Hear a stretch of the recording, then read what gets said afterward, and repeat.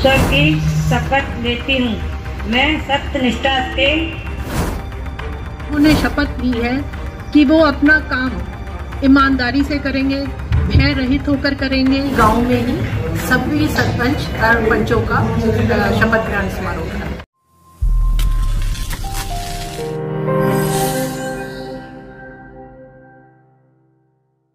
हरियाणा पंचायती राज चुनावों में पंच सरपंच का चुनाव जीतने वाले प्रत्याशियों का शपथ ग्रहण कार्यक्रम हर उस गांव में आयोजित किया गया जहां पर नई पंचायतों का चुनाव किया गया है। इसी कड़ी में भारत सरकार की प्रबुद्ध ग्राम योजना के तहत हरियाणा के मात्र अकेले स्मार्ट गांव दोहला के वरिष्ठ माध्यमिक विद्यालय में पंच सरपंचों को सरकार द्वारा नियुक्त की गई ग्राम संरक्षक हरियाणा रोडवेज गुरुग्राम की जीएम अंजू चौधरी ने पहुंचकर पद व गोपनीयता की शपथ दिलाई। इस मौके पर अंजू चौधरी ने नवनिर्वाचित पंच, सरपंच व ग्रामीणों को संबोधित करते हुए कहा कि बिना किसी भेदभाव की चुनी गई पंचायत के सभी सदस्य गांव के विकास को गति देने का काम करेंगे। वहीं इस अवसर पर अंजू चौधरी ने सरकार द्वारा चलाई जा रही योजनाओं के बारे में भी विस्तार से जानकारी देते हुए ग्रामीणों को जागरूक करने का काम किया। ईश्वर की शपथ लेती हूँ।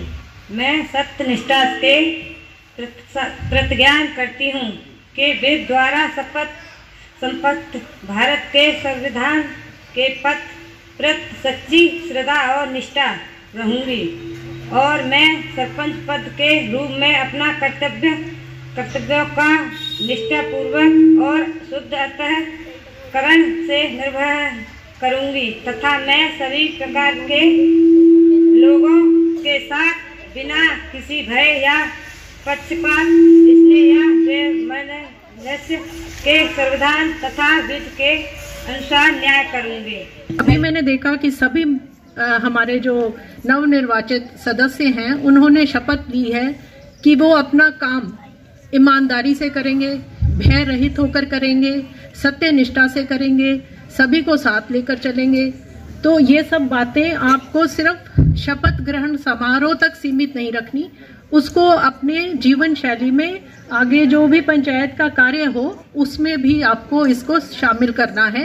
कोई भी कार्य करना है वो ईमानदारी व सत्यनिष्ठा से करना है, गांव को आगे बढ़ाने के लिए करना है, ना कि आपस की गुटबाजी में अपना समय व्यतीत नहीं करना है।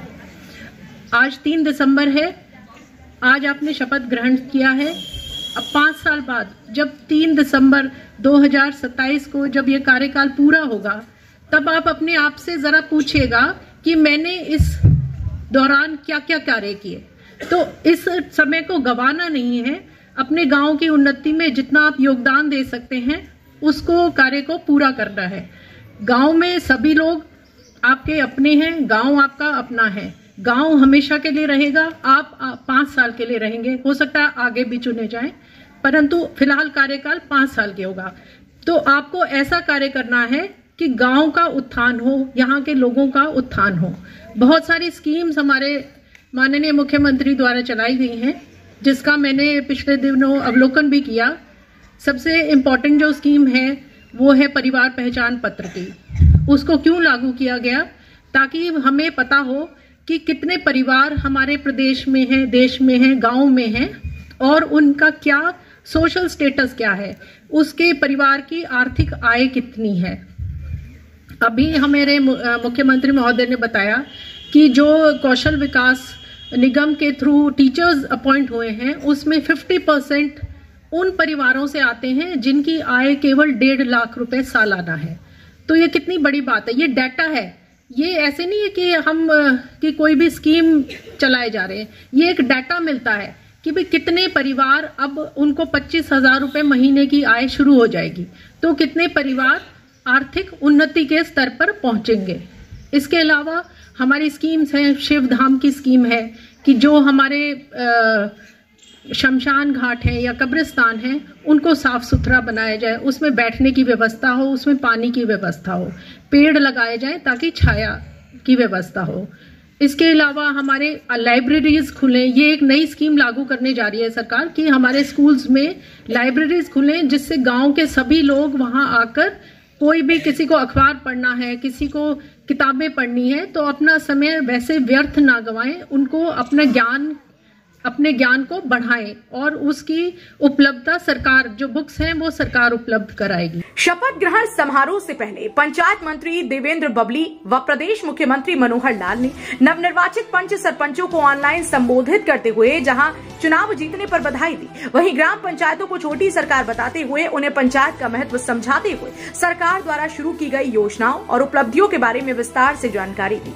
इस मौके पर IAS अंजू चौधरी ने चुने गए नवनिर्वाचित पंचायत सदस्यों को फूल मालाएं पहनाकर उनका मनोबल बढ़ाया। वहीं पंचायत सदस्यों ने भी संरक्षक अंजू देवी व नोडल अधिकारी स्कूल प्रधानाचार्य अंजू चौधरी का पुष्प गुच्छे देकर व फूलों की माला पहनाकर भव्य स्वागत किया। इस कार्यक्रम में पंचायत विभाग से सेक्रेटरी परमवीर सिंह मुख्य रूप से मौजूद रहे, जिन्होंने नवनिर्वाचित पंचायत के सदस्यों को आगे की कार्यवाही के बारे में विस्तार से जानकारी दी। इस मौके पर स्कूल स्टाफ से लेकर स्कूली छात्र छात्राएं आयोजित कार्यक्रम में मौजूद रही।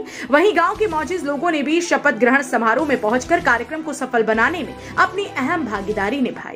माननीय मुख्यमंत्री महोदय के निर्देश के अनुसार सभी गांवों में ग्राम संरक्षक पहुंचे हैं और वहीं गांव में ही सभी सरपंच और पंचों का शपथ ग्रहण समारोह करा। सरकार की ओर से विभिन्न योजनाएं शुरू की गई हैं। सरकार चाहती है कि उन योजनाओं का लाभ गांव के अंतिम छोर में जो व्यक्ति है खड़ा है उसको मिले, तो उन स्कीम्स को अच्छी तरह इम्प्लीमेंट किया जाए, सभी को उसका लाभ पहुंचे।